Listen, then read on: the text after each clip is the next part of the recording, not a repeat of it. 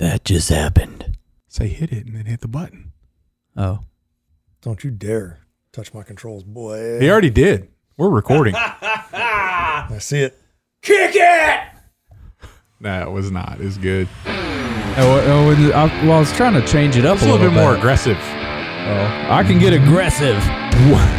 Welcome To Hardheaded. or to Hardheaded podcast. There you I'm your go. host, Chet Sears. To my right is Matt Amos, and to my left is Troy, 3-shot Trussell. We are so happy that you're here today. We've got some interesting things to talk about and a very fun top 3 that may stir up some discussions. May not. I don't know. I don't think it will. Controversy. I don't think it's controversial. It could be. Gonna be fun. I like be fun. Maybe for you, because you might be the only person who does this. Who does what?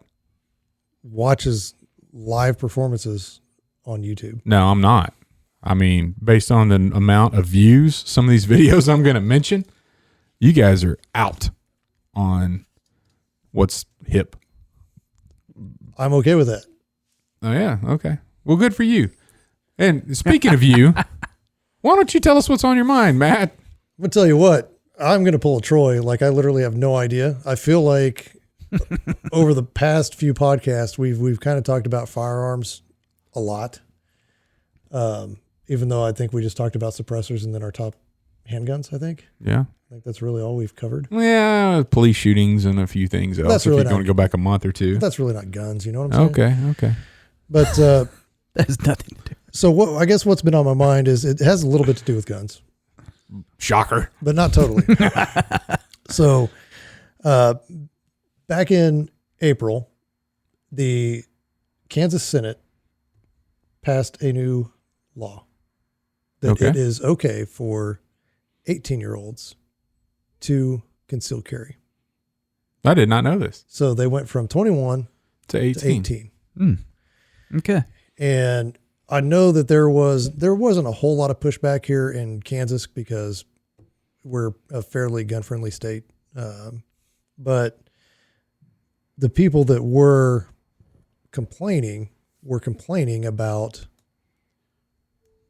18-year-olds not being able to make good decisions. And I Like said, joining the military? join the military, whatever. Okay. I think my big takeaway from them not making good decisions is our voting age is also 18. Yeah.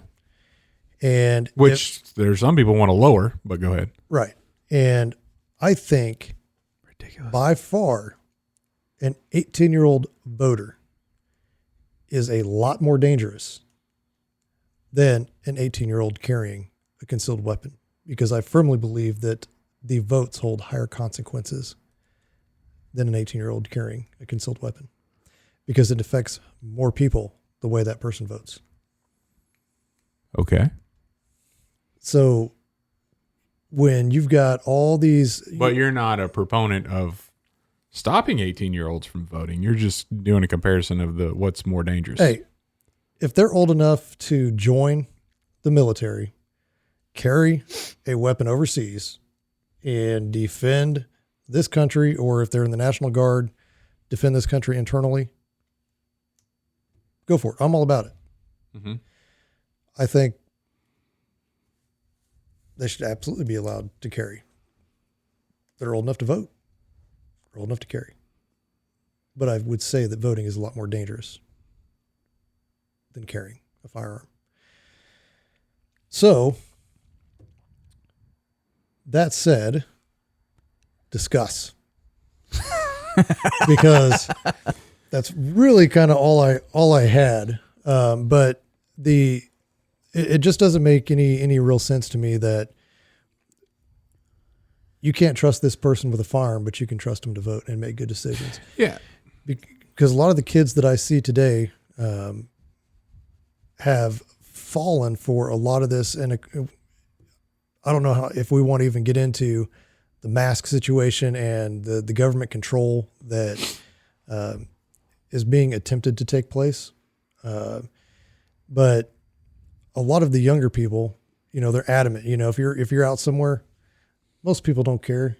Back when the mask mandates were around, you don't have somebody, most of the time it's not an older person saying you need to, hey, put your mask on. It's the younger kids, like they've been brainwashed. Yeah, but not the 18-year-olds. So but they've been brainwashed into thinking a certain way, and it's just Do you want my input? No, I'm talking here.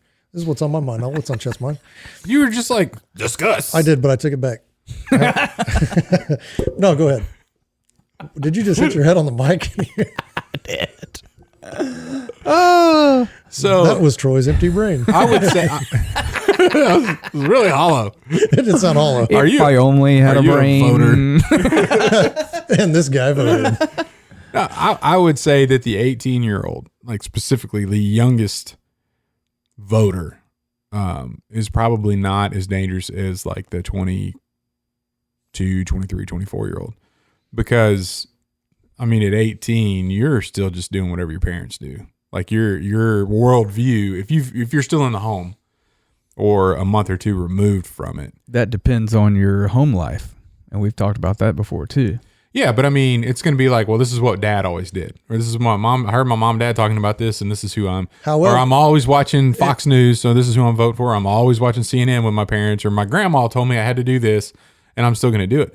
But then when you're been out a little bit from the influence of the elders in your life and your college professors or your crazy coworkers or the people that are telling you what's up, and if you listen to that, then the idiocy comes into play. Now, back when you were a kid,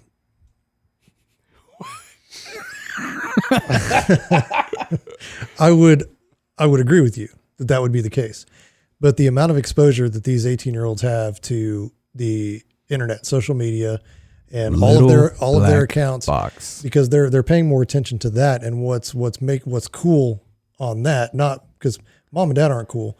What's happening on TikTok and the popular videos that are, whatever, or, Facebook, Instagram, they're getting fed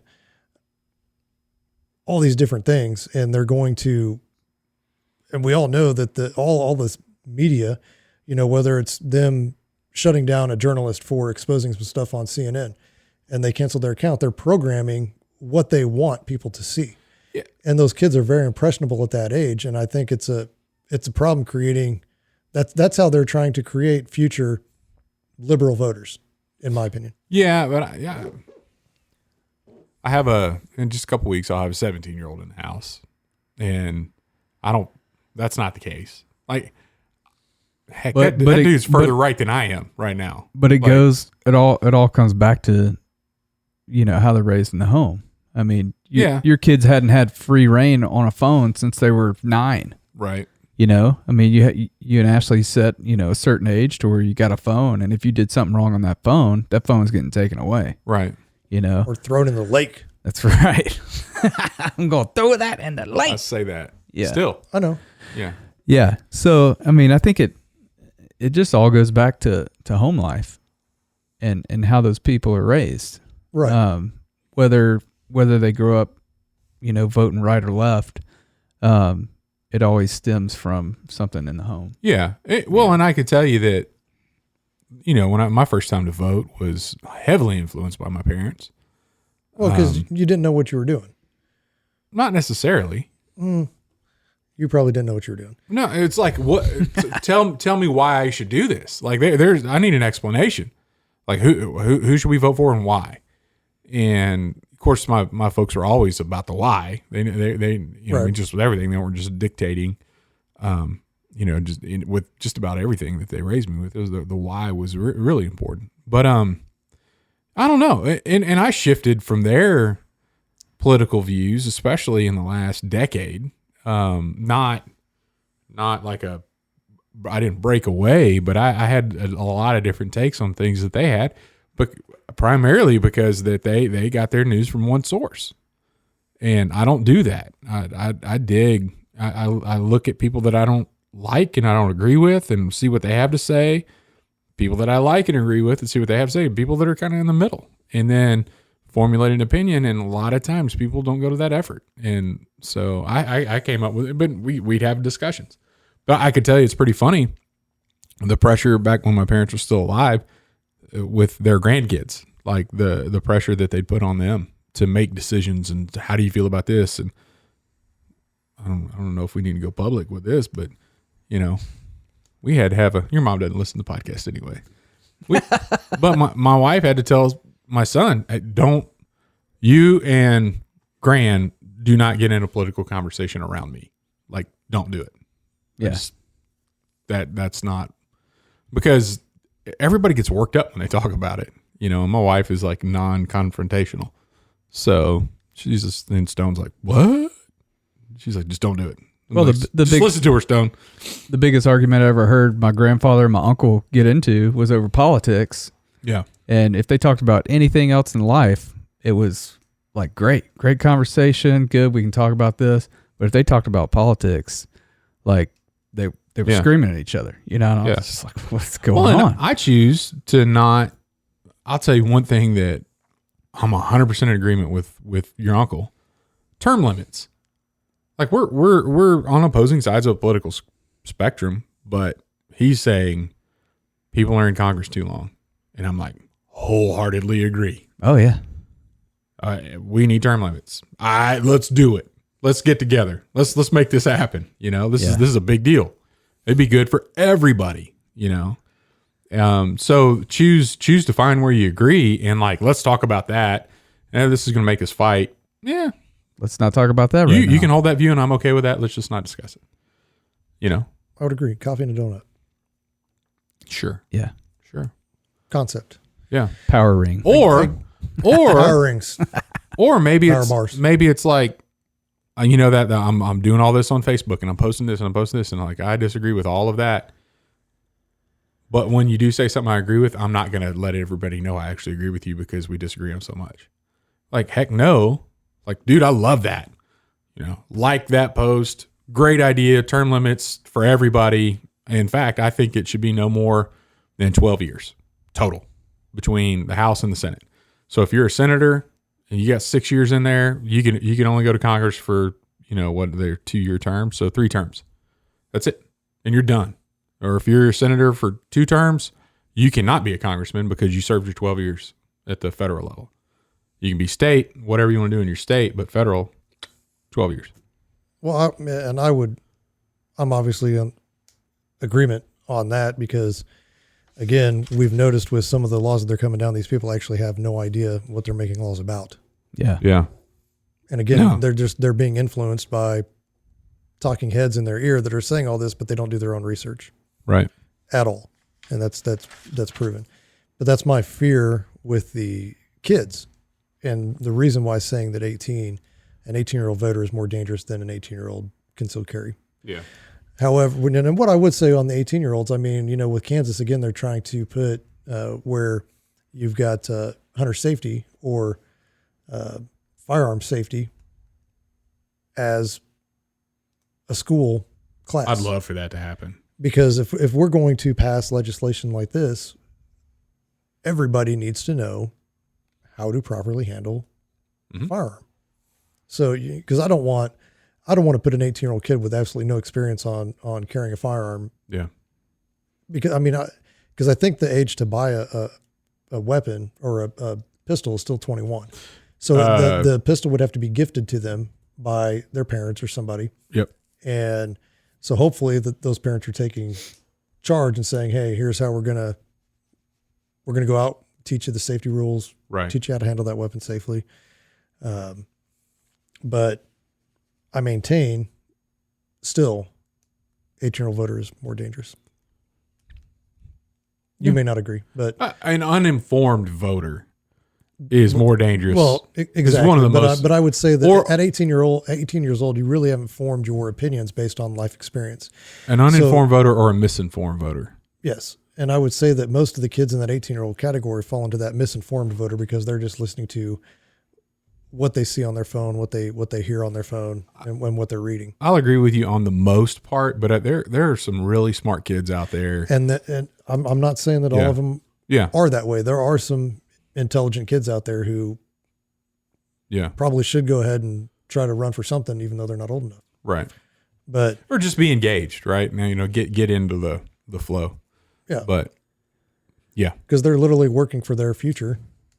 We're trying to set it up for them the best that we can, even though the ones we have right now aren't doing the best job for that. But jeez, not from a spending perspective. Golly, the debt. Ooh. Yeah. Big time debt. I don't know how they're going to pay it. Maybe Dogecoin? That would be Doge. Is it really? I've always heard it. Doge. Doggy coin? Maybe, Doge. Maybe, isn't the logo a dog? Yeah. Isn't it dog e-coin? It's dog e-coin, but people are like calling it Doge because they don't put the coin. They just have DOGE. It's like I call it Dodge, whatever. Or doggy. Dog e-coin. I don't know. It may be $350 doggy, a few weeks ago. Kitty, doggy. Yeah. Yeah, sure. That's how we're gonna just pay all the debt off with crypto. Yeah. Whatever. Sure. It's the wave of the future. All right. Well, I think we're about ready to take a break and come back and do some top 3. Some live performances. No, I don't want to hear one from you. That may be the best one I've ever heard. When would I start using Admiral's Pennant beard oil if I wanted to start growing out a beard? Like literally right now. That peach fuzz that you have on your face, as it's growing in, that is when you need to start conditioning the beard because the follicles are typically not hydrated enough, and so that oil helps in that hydration, cuts down on the itching, cuts down on any of the redness and flaking that you might have when you're growing out a beard, and that flaking is basically your skin being dehydrated because it's forcing it into that follicle. Where can I get some of this? Well, you can go to admiralspennant.com. admiralspennant.com. Tell them Hardheaded sent you.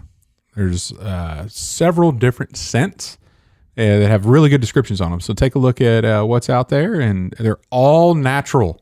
No synthetic substitutes. No synthetics. So admiralspennant.com. Get you some beard oil. Let them know that Hardheaded sent you. Welcome back to Hardheaded Podcast. It is that time. That part of the show where we get to our top 3. And today we are covering our top 3 live performances that you can watch on YouTube. So stupid. It's not that stupid. It just isn't. We're going to start with Troy. It's because you just don't know what to do with YouTube. You're probably right. You go to a concert, man. I have That's no what you idea. do. That's what you do. We're going to start with Troy and his 3rd live performance in the top 3. Kick it. Nice. This one comes from a little known band / group called the Beastie Boys. Little.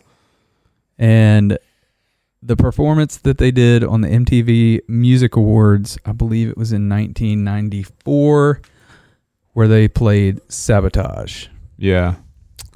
It was awesome. And you can watch it on YouTube's. That's cool, man. Yeah.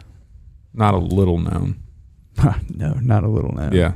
So, pretty phenomenal group there. Changed my life. Yeah? They're awesome. They changed your life? Yeah. Which album? So, the Beastie Boys was one of the groups that when they came out, it's like, man, I got to have that. Yeah. That's amazing. License to Ill. Yeah. Man, came out, was just phenomenal. Yep. And then I didn't get Paul's Boutique because I was young enough where I didn't know that they came out with Paul's Boutique. But then when I heard Check Your Head, I was back all in. Yeah. So, yeah. And then, yeah, on down the line, just kept getting better and better. Number 2 was Queen. Their Live Aid performance in 1985 that they just redid in the movie Yeah. with I have no idea how to pronounce that actor's name. Yeah. Rami or Yeah. however. We know who you're talking about. But how they recreated it is just incredible. And there's also a YouTube video of that, them playing Shot for shot, side by side. Yeah. How they recreated it, and it's just phenomenal. But the concert itself is great to watch anyway. Yeah. On quite a few people's list is like best of all time. Yeah. And Queen just outstanding, phenomenal band. So Queen fan, Matt? Not really, other than was it Bicycle? Yes, that's what I was thinking. I was like, I want to ride my bicycle. And you got Fat Chet Bottom singing. what's Girls. the other from Wayne's World? Bohemian Bohemian Rhapsody. Rhapsody. Yeah, everybody knows that one. Yeah. Just So- from Wayne's World. Those would be my top two my keys. Queen songs. Bicycle. I want to ride my bike. Oh, that's good. I played that for my kids one day. They were like, "What is this?" Oh, I played it for mine. Yeah. And they love it. Yeah. Because they're like all in the bikes right now. Yeah. Like, oh, I love that song.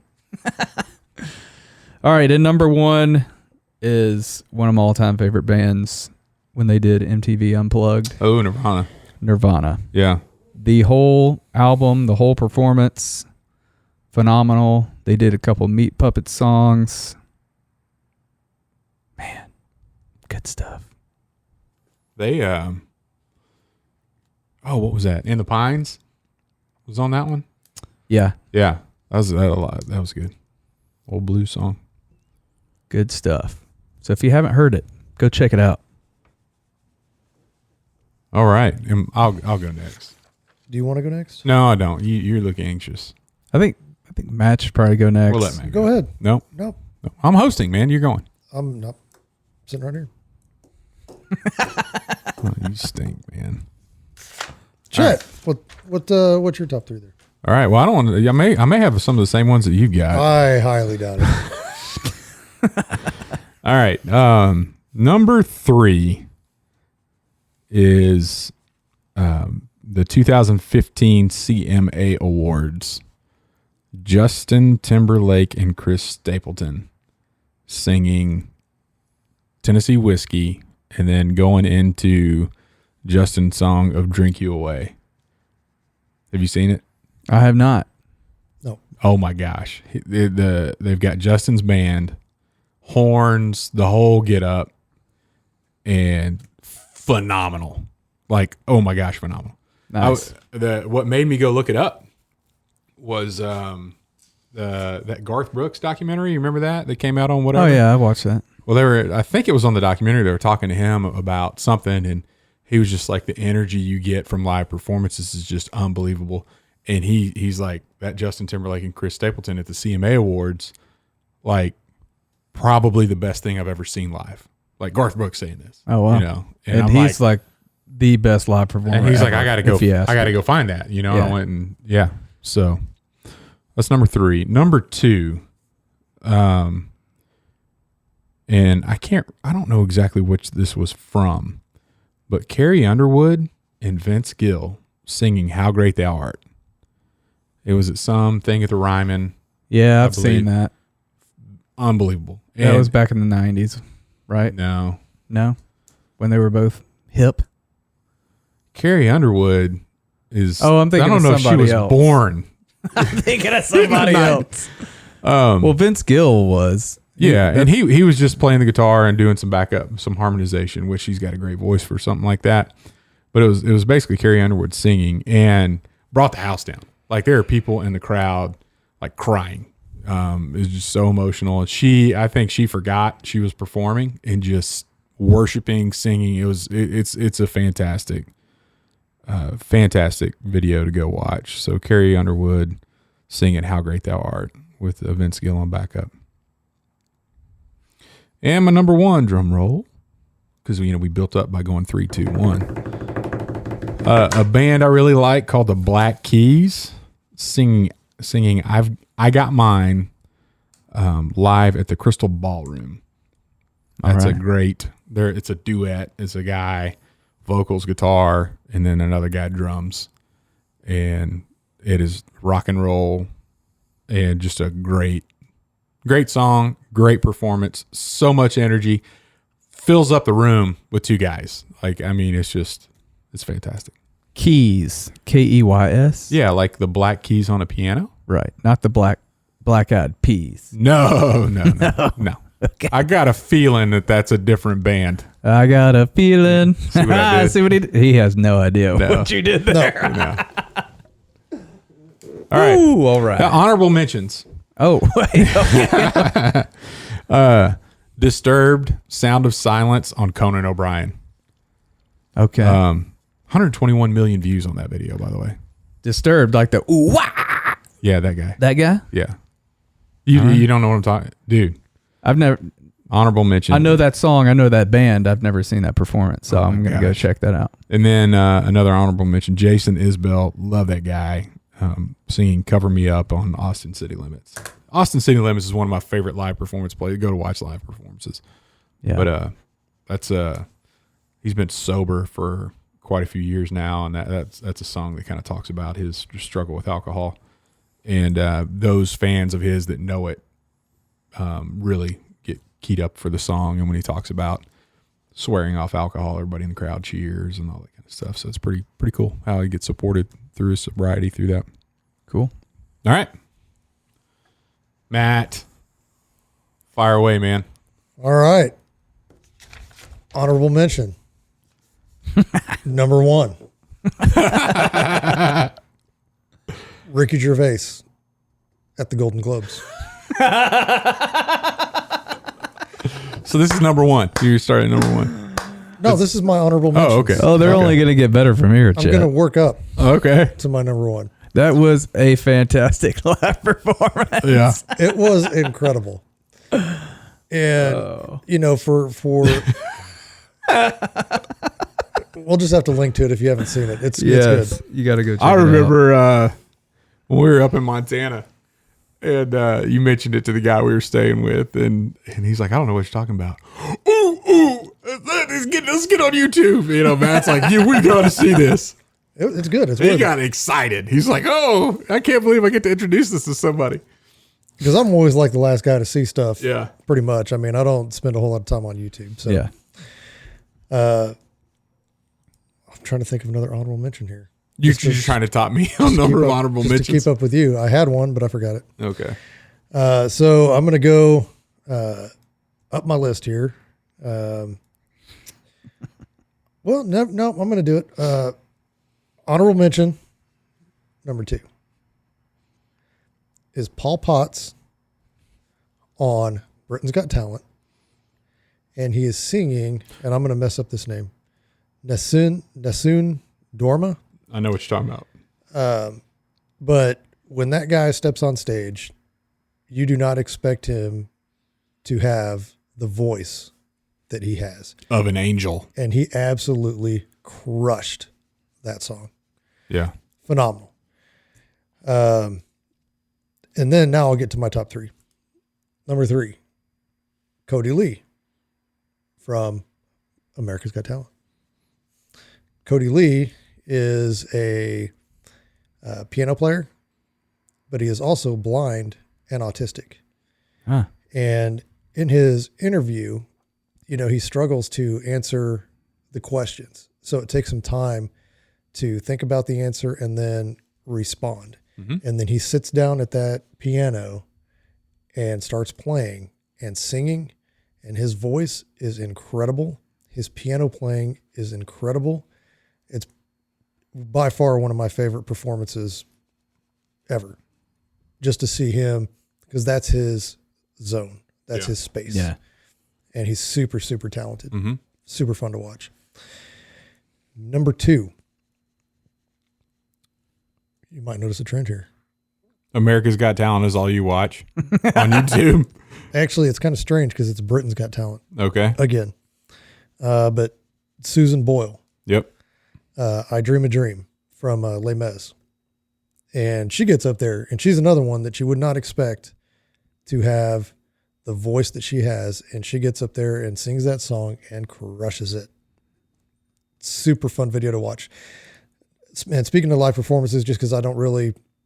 Whatever, you've named 4 already. Yeah, but I mean, I'm not into this. Had way I've more got than 5 ready to go. But your traditional live, like what you guys were considering, with your bands and stuff like that, but watching these, like, it's fun to watch these because they're not people that you would expect. Yeah, you get surprised by it. Yeah, to be because good. you prejudge them and think that they're lesser than they actually are. Well, the only reason that I prejudge them is That's because why it's so fun for you. I look at the judges' faces and it's like, oh, this judge basically discounted this person, right? And then they get up there and absolutely crushed it, and I like that.